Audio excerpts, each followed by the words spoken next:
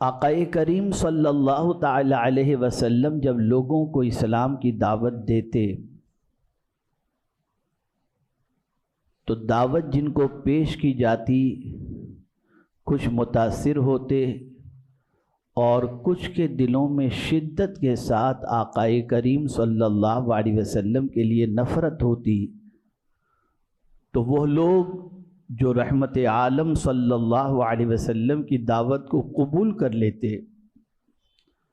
اور زمرہ اسلام کے اندر شامل ہو جاتے، تو وہ لوگ جو دعوت دین قبول نہیں کرتے تھے وہ نفرت میں قبول کرنے والوں کو ستاتے تھے، پریشان کرتے تھے، اور حضور صلی اللہ علیہ وسلم کی راہوں میں بھی کانٹے بچھاتے تھے۔ اس کے باوجود پیغمبر رحمت صلی اللہ علیہ وسلم اپنے مشن کی رسپانسبلٹی کو نبھاتے اور اپنے کام میں لگے رہتے، اور وہ لوگ جن کی قسمت میں اللہ عز و جل نے دین اسلام رکھا تھا وہ قبول کرتے چلے جاتے، تو حضور صلی اللہ علیہ وسلم کی عظمت کو، مقام اور مرتبے کو کم کرنے کی غرض سے اس زمانے کے دشمن اسلام حضور صلی اللہ علیہ وسلم کی توہین، حضور صلی اللہ علیہ وسلم کے خلاف لب کشائی اور حضور صلی اللہ علیہ وسلم کو برا کہنا شروع کر دیا۔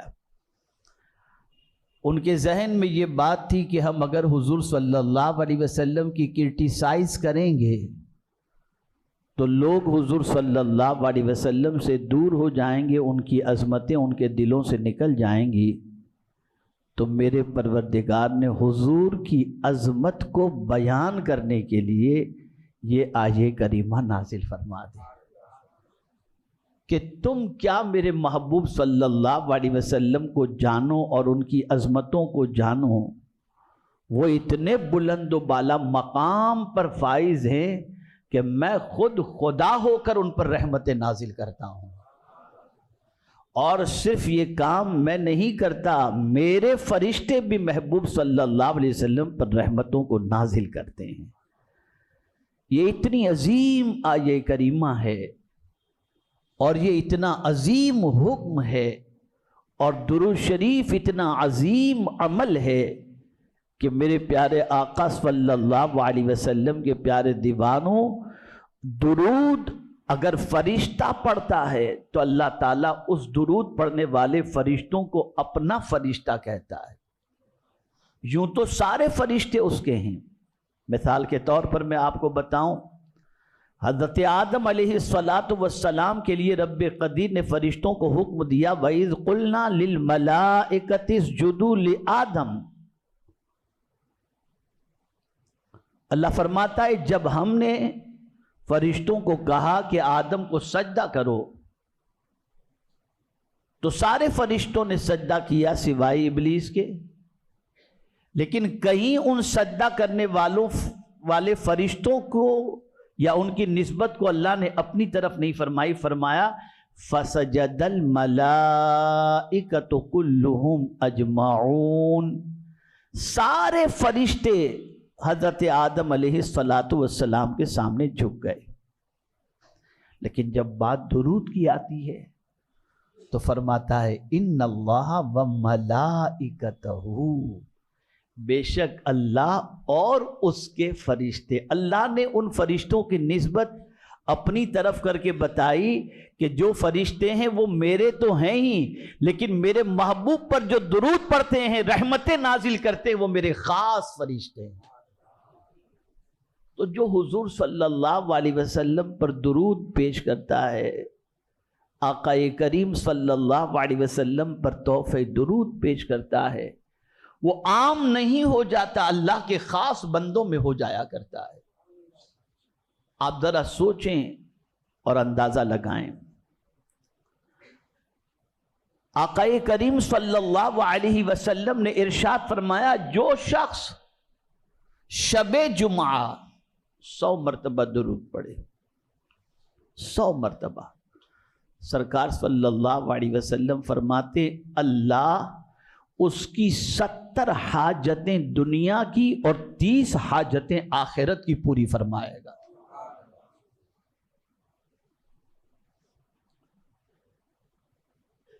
اور دنیا کا کون سا مسلمان ایسا ہے جو یہ نہ چاہتا ہو کہ رحمت عالم صلی اللہ علیہ وسلم کا قرب اسے نصیب نہ ہو؟ ہر مسلمان کی آرزو ہے، بلکہ ہر صحابی کی آرزو ہے کہ جیے بھی تو حضور کے قدموں میں اور مرے بھی تو حضور صلی اللہ علیہ وسلم کے قدموں میں۔ اب حضور صلی اللہ علیہ وسلم کیا فرماتے ہیں کہ مجھ سے قریب کون ہوگا، سب سے زیادہ مجھ سے قریب کون ہوگا، اور مجھ سے اگر قریب ہونا ہے تو تمہیں کیا کرنا ہوگا؟ تو میرے آقا صلی اللہ علیہ وسلم فرماتے ہیں ان اول الناس بی فی یوم القیامت اکثرہم علی صلاۃ۔ آقا کریم صلی اللہ علیہ وسلم ارشاد فرماتے ہیں کہ بے شک لوگوں میں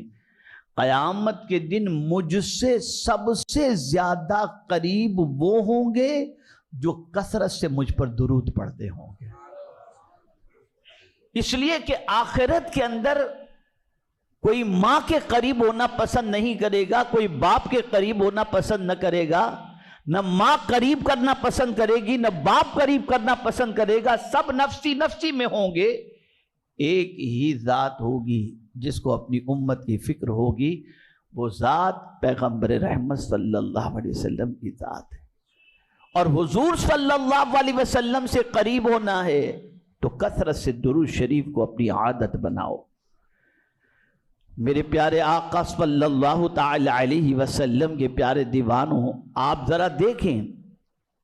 تاجدار کائنات صلی اللہ علیہ وسلم کی بارگاہ میں درود شریف کا نذرانہ پیش کرنا، یہ کتنا بڑا عمل ہے اور اس کا فائدہ کتنا عظیم ہے۔ دنیا ہی میں نہیں بلکہ اللہ تعالیٰ آخرت میں، بلکہ ہر تکلیف کے اندر کثرت سے درود شریف پڑھنے والے کی مدد فرماتا ہے۔ آئیے میں آپ کو بتاؤں،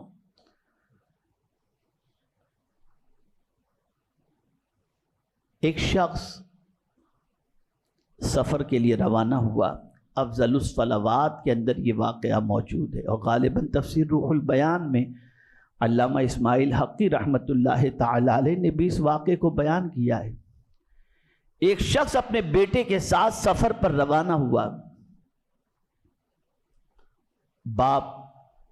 گنہگار تھا، خطا کار تھا۔ اس زمانے میں فلائٹ کا سفر تو ہوتا نہیں تھا، یا تو اونٹ یا پھر جو ہے وہ بحری جہاز کے ذریعے انسان سفر کرتا تھا۔ باپ بیٹے سفر کے لیے روانہ ہوئے، دوران سفر اچانک باپ کی طبیعت خراب ہوئی اور باپ کا انتقال ہو گیا۔ بیٹا جو اپنے باپ کے ساتھ تھا، انتقال کے بعد بے پناہ پریشان ہوا، اور پریشانی اور اس وقت بڑھ گئی کہ انتقال کے بعد اس کے باپ کے چہرے کا رنگ ایک دم سیاہ ہو گیا، کالا ہو گیا، اور پیٹ بڑھ گیا۔ ایک تو باپ کا انتقال اور دوسرا باپ کی یہ حالت، اسے دیکھنے کے بعد وہ بیٹا پریشان ہوا کہ میں اپنے باپ کو غسل دینے کے لیے کس کو بلاؤں؟ جو بھی میرے باپ کو دیکھے گا تو اس کی حالت دیکھ کر اس کے دل میں میرے باپ کے لیے نفرت پیدا ہوگی۔ لیکن بہرحال بیٹا تھا، تدفین کا معاملہ بھی تھا، تکفین کا معاملہ بھی تھا، تغسیل کا بھی معاملہ تھا، اسی شش و پنج میں تھا، جنگل و بیابان ہے، ٹینشن ہی ٹینشن کے اندر تھکا ہوا تھا، آنکھ لگ گئی۔ آنکھ کا لگنا تھا کہ اس نے دیکھا ایک نورانی چہرے والے بزرگ تشریف لاتے ہیں اور پوچھتے ہیں تو اتنا پریشان کیوں ہے؟ وہ کہتا ہے دیکھیے میرے والد سفر کے اندر انتقال کر گئے اور ان کے چہرے کی یہ پوزیشن ہے، جسم کی یہ پوزیشن ہے۔ کہا غم نہ کر، اور پھر وہ نورانی چہرے والے بزرگ نے اس کے چہرے پہ ہاتھ پھیرا، پیٹ پر ہاتھ پھیرا، تو اس شخص نے، اس بچے نے اپنے باپ کی پوزیشن دیکھی تو باپ کی کیفیت، اس ہاتھ کے پھیرنے کی وجہ سے چہرہ بھی روشن ہو گیا اور پیٹ بھی نارمل ہو گیا. اس کی آنکھ کھلی، دیکھا تو باپ واقعی چہرہ اس کا روشن ہو چکا تھا اور پیٹ بھی اس کا کم ہو چکا تھا اور نارمل ایک نورانی چہرے والا اس کا باپ بن چکا تھا. اسی وقت جب خواب دیکھا تھا اور بچے کے باپ کی پوزیشن یہ دیکھی تھی تو خواب ہی میں اس نے نورانی چہرے والے سے پوچھا تھا کہ آپ کون ہیں جو اس بے سر و سامانی میں میری مدد کے لیے آئے. تو اس وقت اس نورانی چہرے والے نے کہا تھا میں کوئی اور نہیں، محمد صلی اللہ علیہ وسلم ہوں. تیرا باپ، اس میں کوئی شک نہیں کہ گنہگار تھا، لیکن اس کی عادت تھی روزانہ 1000 مرتبہ مجھ پر درود پڑھا کرتا تھا. آج اس مصیبت کے اندر میں اس درود کی وجہ سے اس کی مدد کے لیے حاضر آ گیا ہوں. مرنا آپ کو بھی ہے، مرنا ہم کو بھی ہے،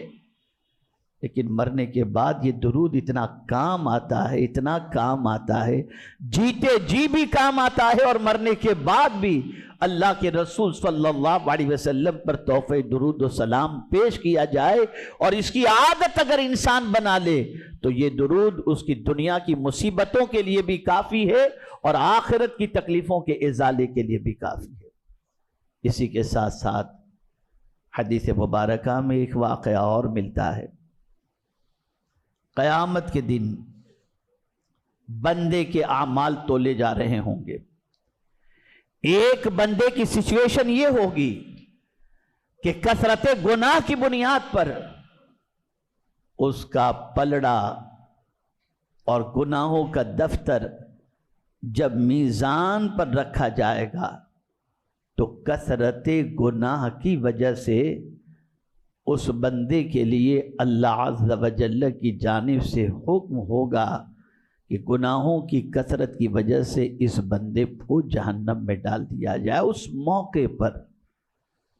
رحمت عالم صلی اللہ علیہ وسلم میزان کے پاس پہنچیں گے اور اپنی آستین مبارک میں سے ایک پرچہ نکالیں گے. اس پرچے کو میزان کے پلڑے میں، نیکیوں کے پلڑے کے اندر رکھ دیا جائے گا تو نیکیاں زیادہ ہو جائیں گی، گناہ کم ہو جائے گا. حکم ہوگا کہ اس بندے کو جنت میں ڈال دو. وہ بندہ اس پرچہ ڈالنے والے بزرگ کی بارگاہ میں عرض کرے گا آپ کون ہیں کہ اس وقت میری مدد کے لیے آئے؟ تو اس وقت نورانی چہرے والے رحمت عالم صلی اللہ علیہ وسلم فرمائیں گے میں محمد صلی اللہ علیہ وسلم ہوں اور تو جو روزانہ مجھ پر کثرت سے درود پڑھا کرتا تھا